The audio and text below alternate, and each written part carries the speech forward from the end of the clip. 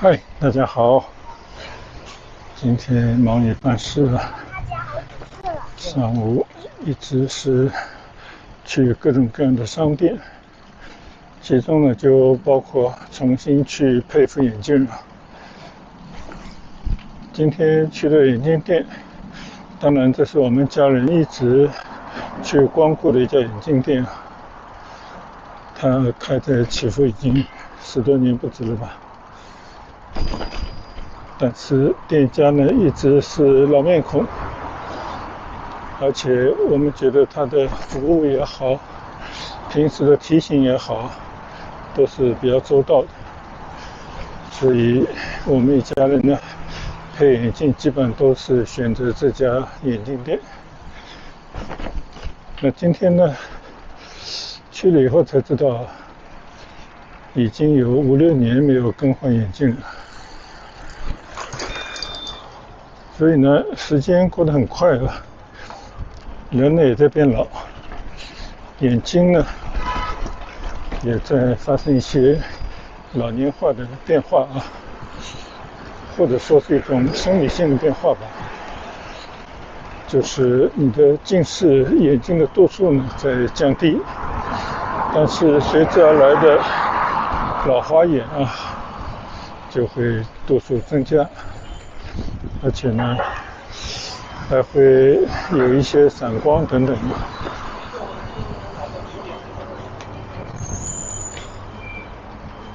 所以不管怎么说，这个眼镜呢它就是每过几年啊都必须要重新去测一下眼睛的度数，并且可能的情况底下呢也必须要花一些钱啊，就是去换一个新的镜片。那这5、6年以前呢我配的眼镜啊应该是我第2副的渐变的眼镜，因为我的工作性质就不方便有2副眼镜，这个随时的需要戴上取下的。所以自从我在美国的同学告诉我有这么一种渐变的眼镜，就当时啊10多年以前还是比较时兴的一种新的眼镜片，就它可以把近视、远视包括一些散光等等啊就做在一个镜片上。那么你在低头看书需要看近的物体的时候呢，它就是一个近视镜它就是一个平光镜或者老花镜啊。但是如果要看远的地方，比方你开车你要注视前方的话呢，它就会矫正你近视眼的度数。那么也就是说呢，它就是一副近视眼。那它呢是一种渐变啊，就它可以把这个度数的转换呢做得基本上让你不会感觉到有太多的不适。所以呢这就是我这10来年一直是戴着这样的一副眼镜。但是这段时间呢我就发现这个镜片可能是我保护的不是特别好吧，上面还是有了不少的磨损啊，就特别是现在这种质量很轻，那它就可能没有像以前玻璃镜片那么的耐磨。再加上呢确确实实啊在看近的这个物体的时候，特别是小字的时候呢，明显的感觉好像这个近视眼啊这个老花的程度呢又增加了啊。所以我觉得是时候去更换副眼镜。就因为这样的一些眼睛的检查等等的，就耽误了1个上午的时间，而且还不能马上去取，必须要过7个工作日才能够把基本这个做成的眼镜片拿回来。然后呢你还是要再过几天才能够把一副眼镜完整的配完。现在呢，我已经骑到了祈福新村快要出村的地方了，我就从这边准备出村，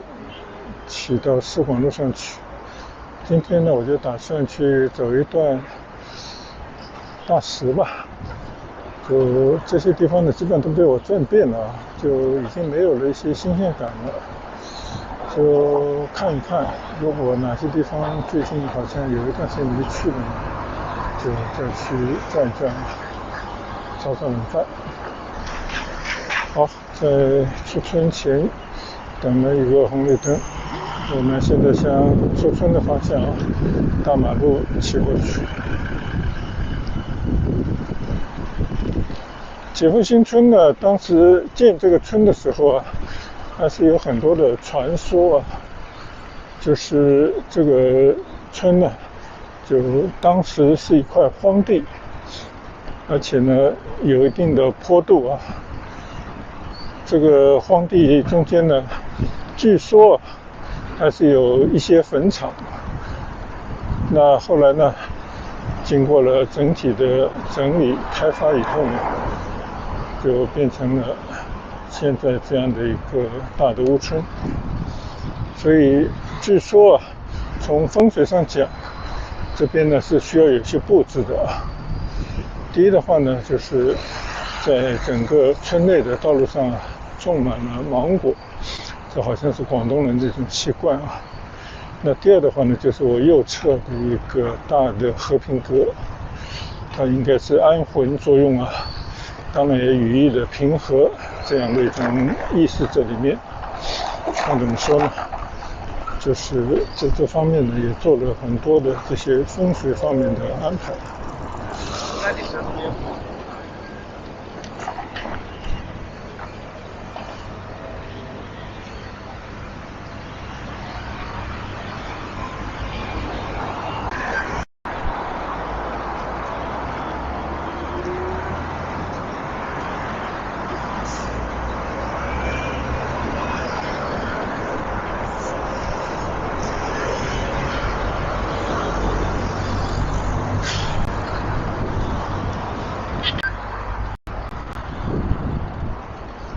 好，现在呢，我骑过四广路向着汉西长隆方向骑行。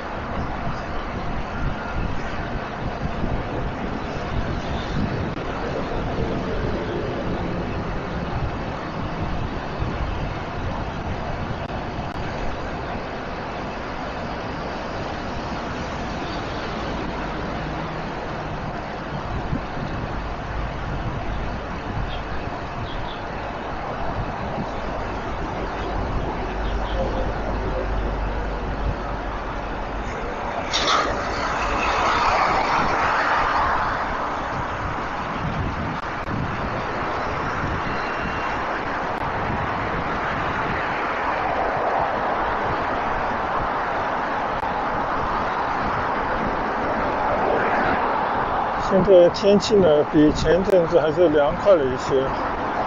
刚刚我出门前看了一看，现在的气温是25到26度，就这样的气温呢，应该还是相对来讲比较适合出去户外活动。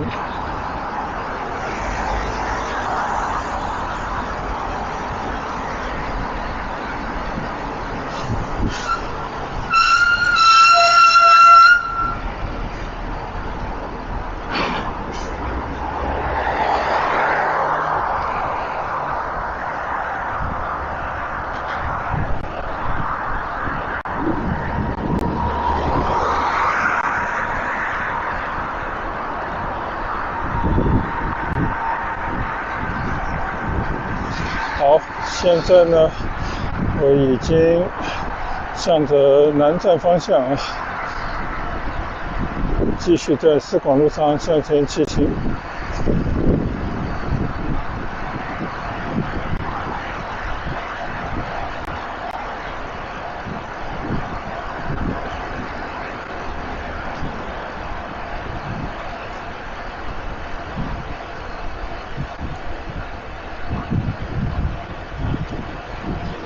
骑行在这样的宽阔的马路啊，绿化非常好，而且还有专门的骑行道上，总是特别的愉快。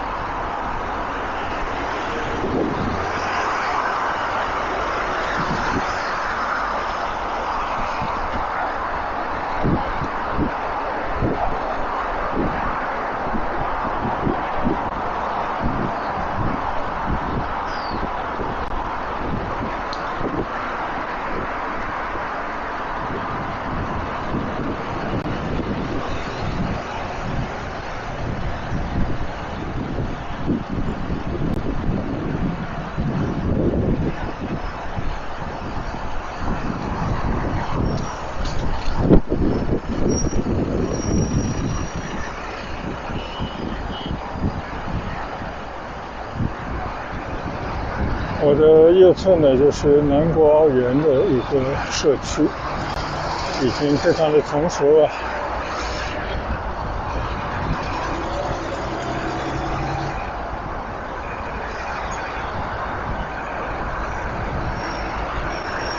好，我们继续向前骑行。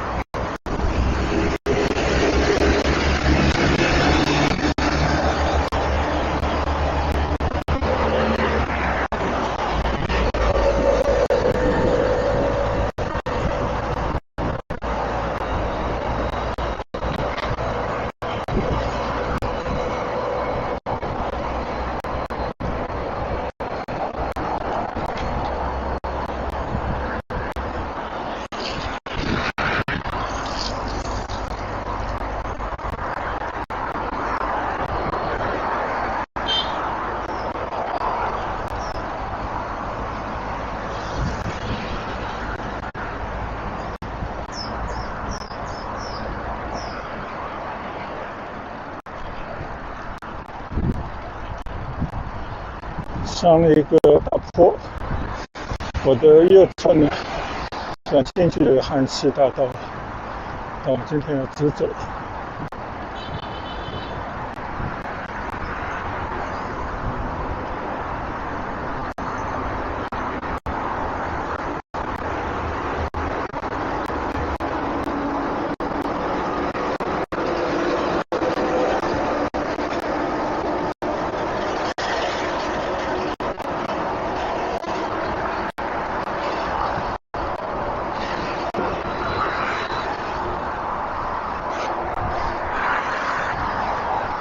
就在我的右侧这一大片的土地啊，最近传来了消息，说这块土地呢又要进行一些文艺活动啊，以后有更多的这种娱乐方面的项目的开发。就原本以为呢，它都会建楼，但现在看来呢，房地产市道也不怎么样啊。结果呢，长隆周边的这些储备的土地，还是要建游乐园，建一些娱乐的设施，大概是这样的一种规划啊。所以以后这边呢，应该会有更多的人气，会有更多地方在这边来游乐的人们。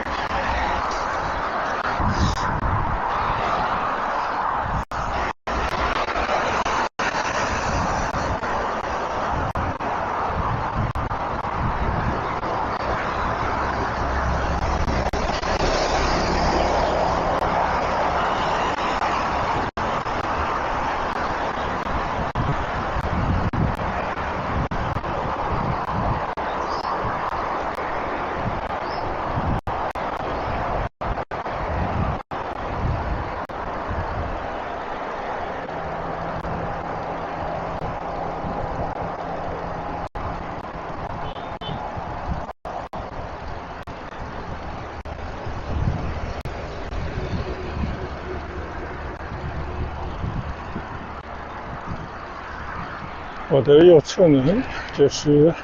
刚刚开的进入长隆旅游区的一个便道，但不知道为什么又关了门了。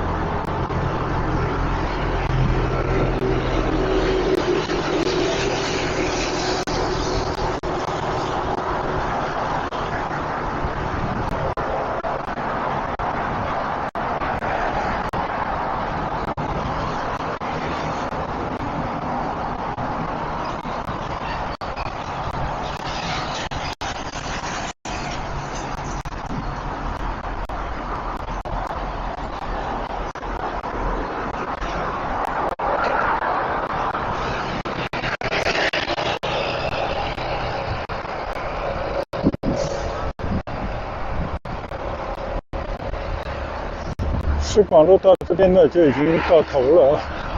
现在我向右前方骑行，前面呢就是富石路，那边呢已经做了很多条的隧道，就一直去到大石。我今天呢就是想到大石附近去转一转，大概离我住的地方呢一共是10公里，就来回呢刚好是健身的一个距离。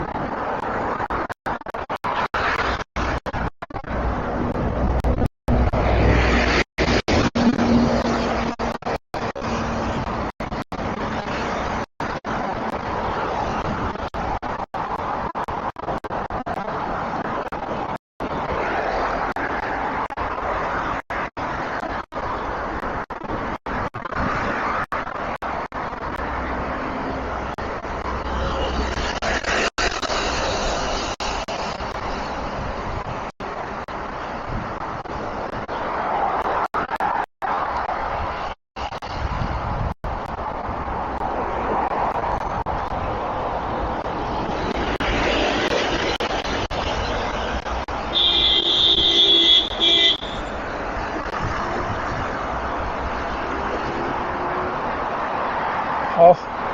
爬上一个大坡，现在顺坡而下。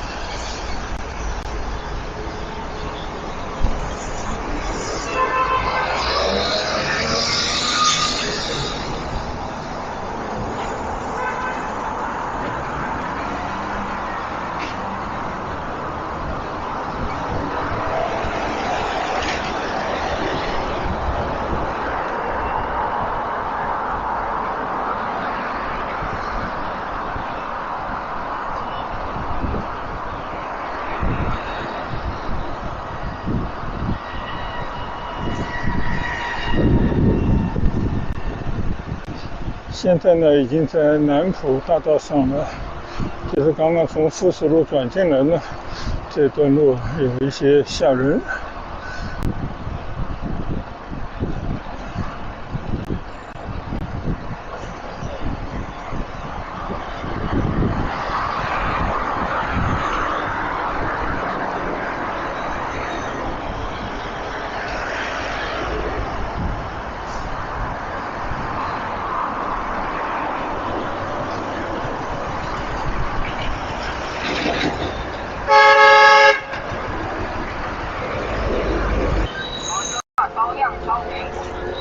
便宜卖了，18块钱一个了。我发现与这条南浦大道平行的呢，还有一条小街，叫港西路，应该都可以去到我要去的大寺方向，所以我就干脆转到这个里面来骑。相对的车少一些。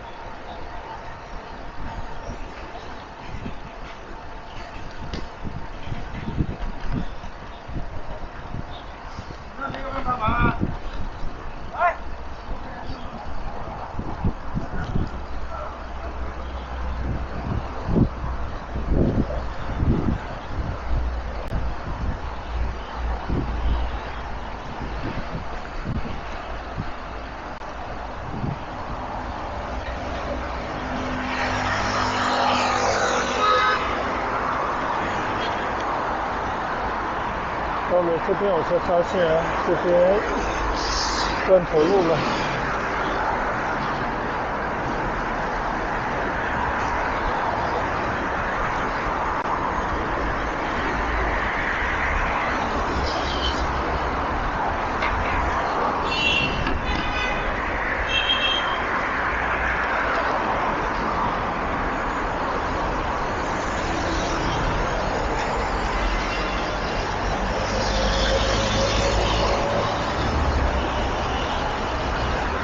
所以呢，人啊，在这边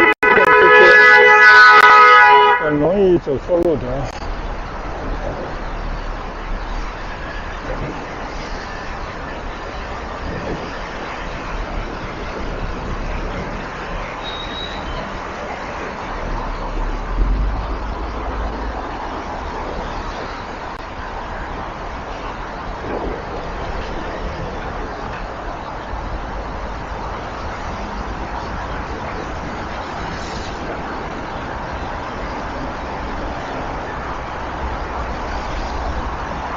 不得已呢，我又绕回到南浦大道上。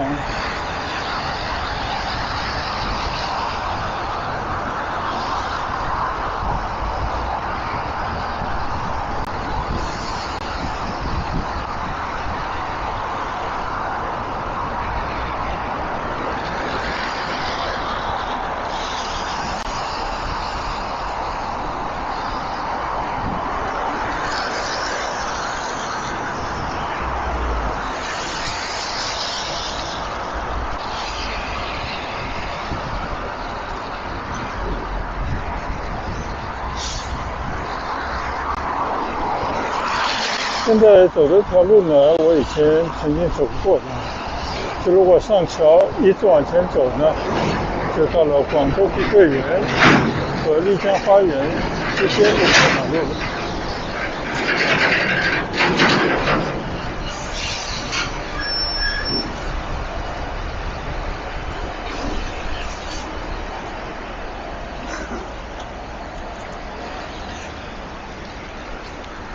我就感觉这边呢又有一条路了，好死不死心，继续转到这条小路上面来吧。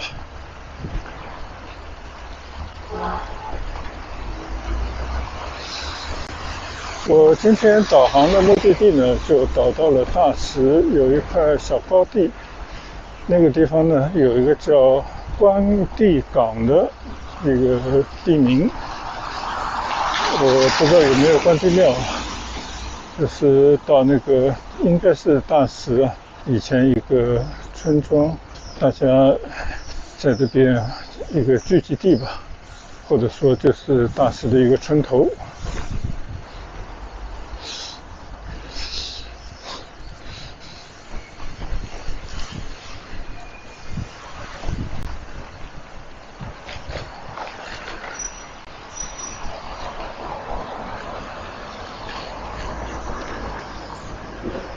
感觉我已经来到了这个村中的商业街上了，就跟其他的村庄的这种商业街道都差不多。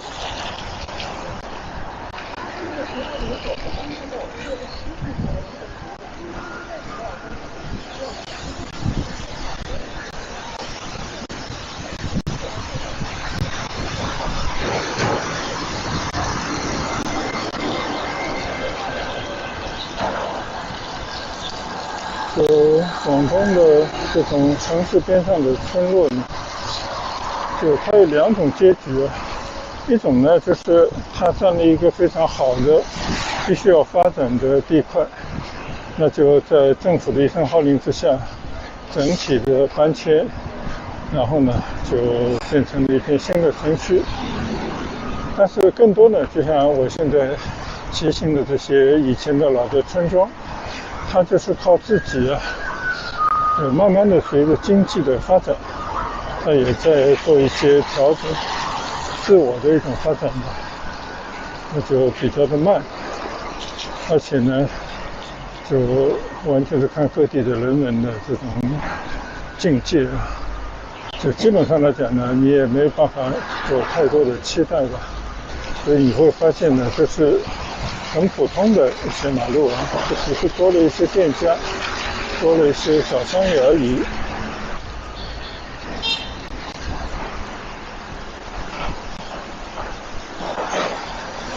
现在我们骑行的这条马路呢，就是这种光景啊。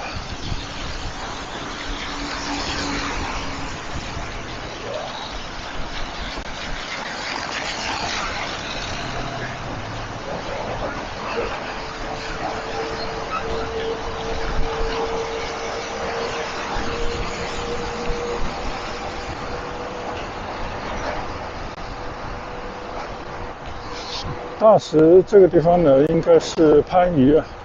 就是洛溪桥下，就从广州过来啊，过了洛溪桥呢，就首先到达的一个以前的农村地带啊。那同时呢，也是相对来讲发展的比较快的一个地方。我说的是当年，所以当时广州很多人呢还跑到这地方来买房子，但显然呢，这个地方现在啊，很多人就失算了。好，我呢现在应该已经来到了大石文化公园了，因为呢，对面应该就是三支香水道了。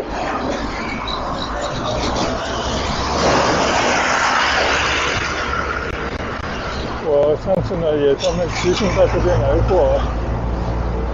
就再到此一游吧。就跟很多的乡下的这种休闲的区域一样啊，你可以把它看成一个升级过的村头，就是农村啊，村头大家都是需要一个空地，让村民们在这边集体说说话啊，休闲的地方。那这个地方呢，就有点像这个意思，只不过呢，它也做了一些更新，做了一些升级。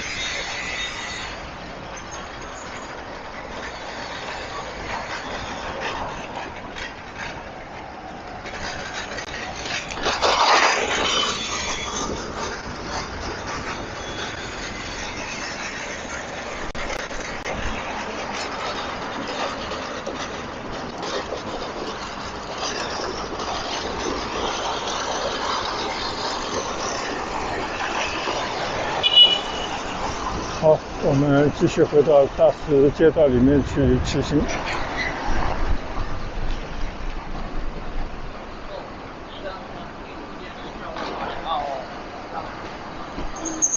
到这边来呢，纯粹就是因为距离比较合适，同时呢，以前也没到这个大石街道里面来过，所以就是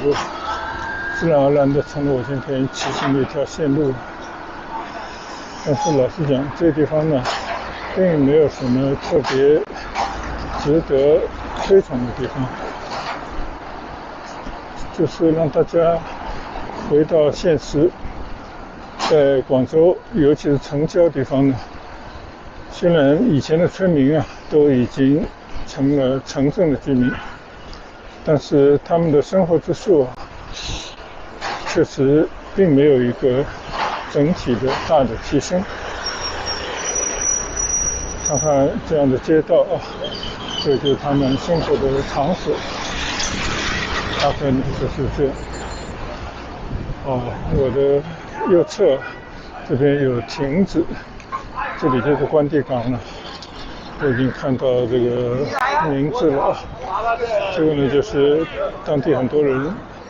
在这边休闲的一个算是开明的休闲场所，也是一个公园嘛。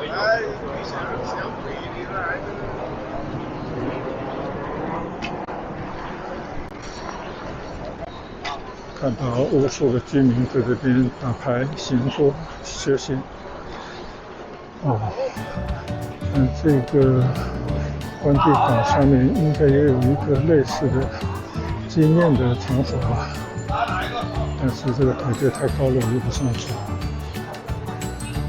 关帝港公园，这就是我们今天到这边的目的地了。看了一看，距离呢差不多10公里。